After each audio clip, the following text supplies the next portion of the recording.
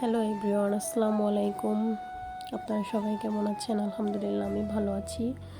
আজকে আপনাদের মাঝে একটি ডায়েট খিচুড়ির রেসিপি নিয়ে আসলাম, যার জন্য প্রথমে আমি আমার ছাদ বাগান থেকে অল্প কিছু ডাঁটা শাক তুলে নিলাম। তারপর আমার আরেকটা গাছের গোড়ার দিকে কিছু ছেঁচি শাক হয়েছে। আমি জানি না কোন দেশে এটাকে কী বলে, আমরা ছেঁচি শাক বলি। তো এটাও তুলে নিলাম। তারপর এগুলো ধুয়ে পরিষ্কার করে সাথে অন্য বাকি সবজি নিয়ে নিলাম। আপনারা যে কোনো সবজি নিতে পারবেন, আলুটা একটু বাদ দিয়ে। কলা নিয়েছি, একটা পেঁয়াজ, 2 কোয়া রসুন, 4টা মরিচ, কিছুটা ডাঁটা, তারপর হাফ বেগুন, এগুলো আমি নিয়েছি। এখন আপনাদের লাগবে ওটস। আমরা যখন ডায়েটে আছি তো আমরা সাদা চালের ব্যবহার করতে পারবো না, এখানে ওটস দিতে হবে।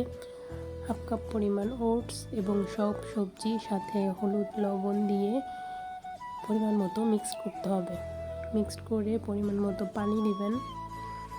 দেবার পরে এটিকে ঢেকে চুলায় প্রথমে কিছুক্ষণ হাই হিট দিয়ে যখন এটা ফোটা শুরু করবে তখন আপনারা এটাকে কমিয়ে দিবেন, কারণ ওটস খুব সহজে গলে যায়, সবজিগুলো গলতে একটু টাইম লাগবে। এজন্য প্রথমে হাই হিট দিয়ে তারপরে একটু লোতে দিয়ে, বেশি না 10 মিনিট রান্না করলেই হয়ে যাবে।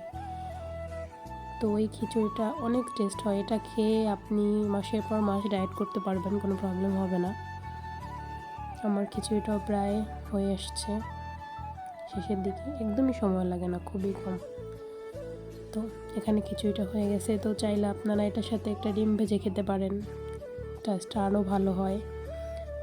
তারপর খিচুড়ির মধ্যে একটু ঘি দিতে পারেন, কারণ এখানে আমরা কোনো তেলের ব্যবহার করিনি।